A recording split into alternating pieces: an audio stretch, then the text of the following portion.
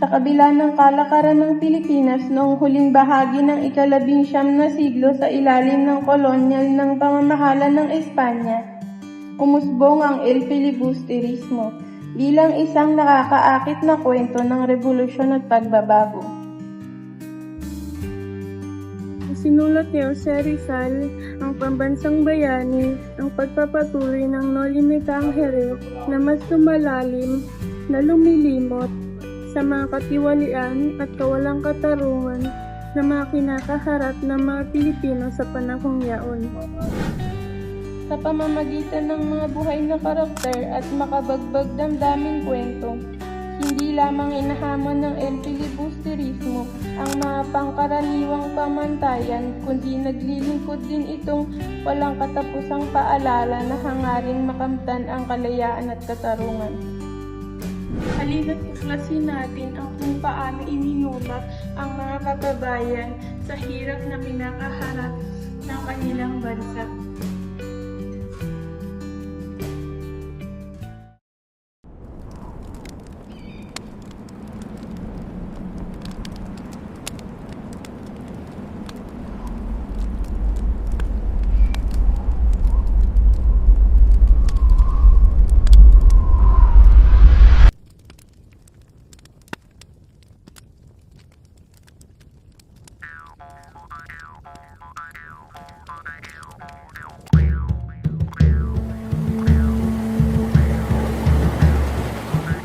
Isang araw ng Disyembre ay naglalakbay ang Bapor Tabo sa Ilog Pasig patungong Laguna.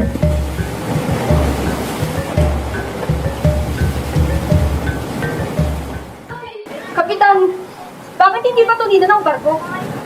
Sasadsad tayo sa bukiring iyan, Doña Victorina. Habang nagtatalo ang mga nakasakay tungkol sa pagtutuwid sa palikulikong ayos ng ilog, ay biglang nagsalita si Simon. Ang lunas ay napakadali. Humukay ng kanal sa Maynila, magbukas ng bagong ilog at tabunan ng ilog Pasig. Ngunit sa panukalang ito, malaking pera magugugol, Ginoong Simon, at masisira mga kabayanan. Pwes sumira, gamitin ang bilanggo o bihag para walang perang gugulin sa paggawa. Kung hindi sasapat, ang taong bayan ng sapilit ang paggawain. Sa ganung pangyayari, malaking piramide ng Ehipto, ang Lawang Mueris at ang Coliseo ng Roma. Ngunit maaari itong magbuo ng pag-iimagsik. Nagasa na ba kahit minsan ng bayang Ehipto? Pero hindi na kayo kaharap ng mga taga-Ehipto.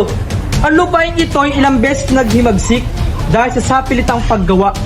Ang pulong ito hindi na muli maghihimagsik. At kayo, Padre Salvi, ano silbi niyo mga praile kung maghihimagsik ang bayan? Ay huwag kayong bumanggit ng mga pangangatwirang pawang katanggakan. Napakawalang utang na loob. At talakayin pa naman ang mga bagay nito. Sa Bapor pa naman, nagharap na ako ng tunay na panukalang matipid at kapaki-pakinabang upang malinis ang wawa sa Laguna. At maaari ko pang malaman ang mga bagay na yan. Pilitin ang lahat ng bayang ito mag-alaga ng pato at lahat ng mga hayop na ito sa pamamagitan ng panginginain ng susong maliit ang siya magpapalalim ng wawa. Maaari ko bang isulat patungkol sa bagay na yan? Pero Don Custodio, kung lahat ay mag-aalaga ng pato, darami ang mga balot. Mabuti pa ay matabunan na ang wawa kaysa magkaroon ng maraming nakakadiring balot. Iba naman ang nangyayari sa ilalim ng kubyerta. Siksikan ng mga pasaherong Indio at Chino. Mainit dito at maingay ang makina ng bapor. Nag-uusap-usap sina Kapitan Basilio at Isagani tungkol sa pagkakaroon ng Akademya ng Wikang Kastila. Tinitiyak kong hindi maisa sa kutuparan ang Akademya ng Wikang Kastila. May isa sa katuparan po, Kapitan Basilio. Hinihintay na lang po namin ng pahintulan. Niregaluhan na namin si Padre Irene ng 2 kabayo. At siya na nga ako makipagkita kami sa General. Sasalungitin niya ni Padre Sibilia. Bayaan niyong salungatin. Kaya nga iyan nasa Bapor upang makipagkita sa general na nasa Los Baños. Makakuha man kayo ng pahintulot, saan naman kayo kukuha ng saliping gugugulin? Meron na po. Paglilikom ang bawat estudyante. At ang magtuturo, Ang mayaman si Makaraig ay nagalok ng isa sa kanyang mga bahay. kung sa bagay, hindi masama ang panukalang iyan. Ngayong hindi mapapag-aaralan ang Latin, ay pag-aaralan naman ang wikang Kastila. Diyan tayo makikilala tayong lumalakat, Pauro. Yung mga tao sa una, Basilio, kapag nagmumungkahi ka ng isang bagay, iniisip ka agad nila ay balakid. Sa halip na kabutihan, ibig nilang makuha ang lahat ng bagay na parang bolang bilyar, makinis at mabilog. Ikaw pala yan, Ginoong Simon. Nais kong ipakilala ang aking kaibigan na si Isagan. Kinagagala kita makilala, Ginoong Simon. Ginoo, totoo ba na ang mga tao sa kanilang lalawigan ay hindi kayang bumili ng alas dahil sa kanilang karalitaan? Hindi nga po bumibili sapagat hindi naman kailangan. Wala akong masamang ibig sabihin. Mabuti pa samahan niyo lamang ako pinom ng serbesa. Salamat po, ngunit hindi kami umiinom ng serbesa. Ayon kay Padre Camora, ang pag-inom ng maraming tubig ay sanhi ng pagkawalan ng gana ng mga tao. Pakisabi kay Padre Camora na makakabuti sa kanyang pag-inom ng tubig kaysa serbesa upang makaiwas sa usapin ng mga reliyoso. Bakit mapusok ka ngayon? Ewan ko, para ako natatakot sa taong yan. Hindi mo ba siya kilala? Siya ang tagapayo ng Kapitan General. Totoo? Ganyan ang naririnig ko sa mga taong pupuri sa kanya kapag siya'y nakaharap. Kapag siya'y nakatalikod, siya ay minumura.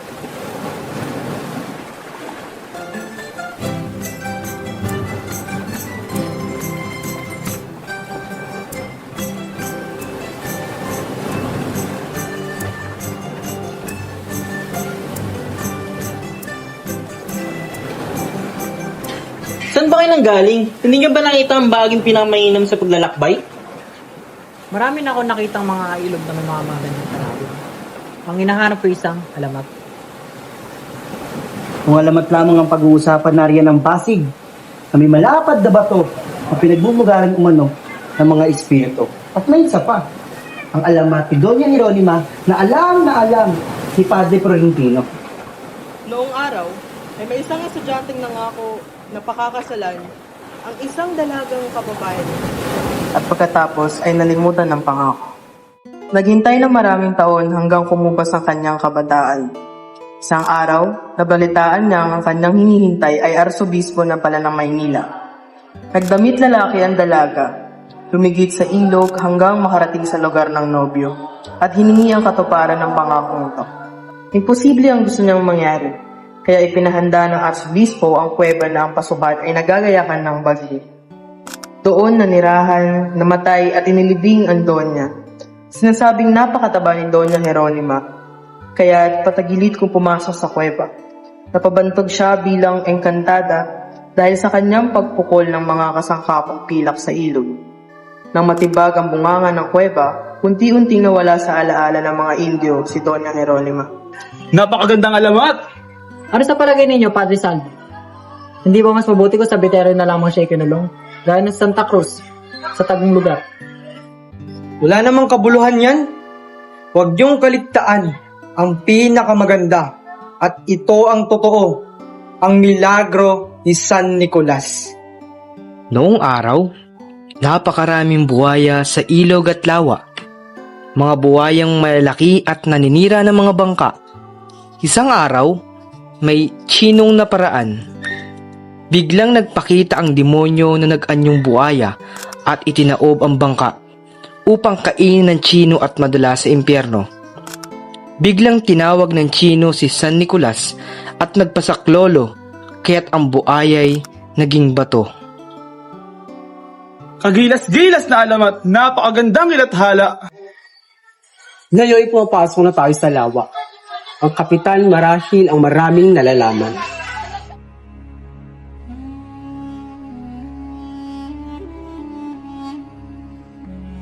Kapitan, alam niyo ba kung saan dakaw ng lawa namatay ang isang nangangalang Guevara?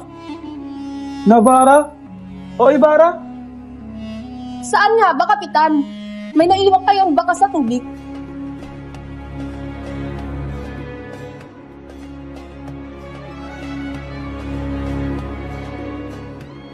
Si Cabezang Dalis ang nag-iisang anak ni Tandang Selo.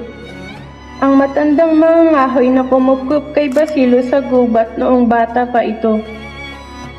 Sa paniniwalang walang nagmamay-ari sa isang lupain ay sinaka ito ni Cabezang Dalis Ngunit nang mag-ani ang kanyang pananim, siya ay siningil ng mga parayle ng 20 hanggang 30 pisong buwis.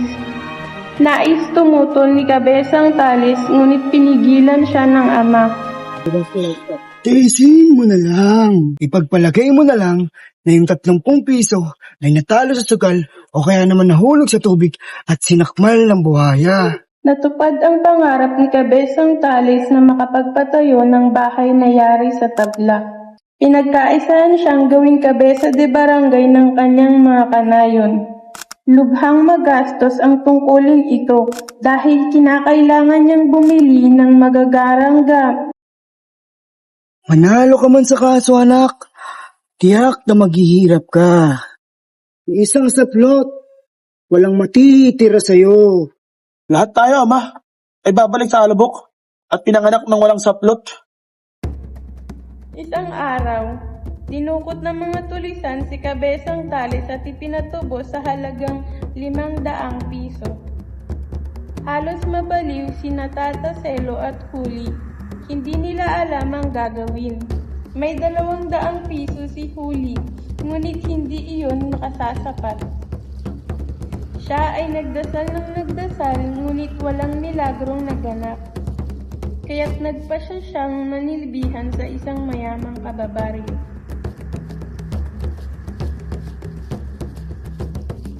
Kailangan makabalik ang aking ama.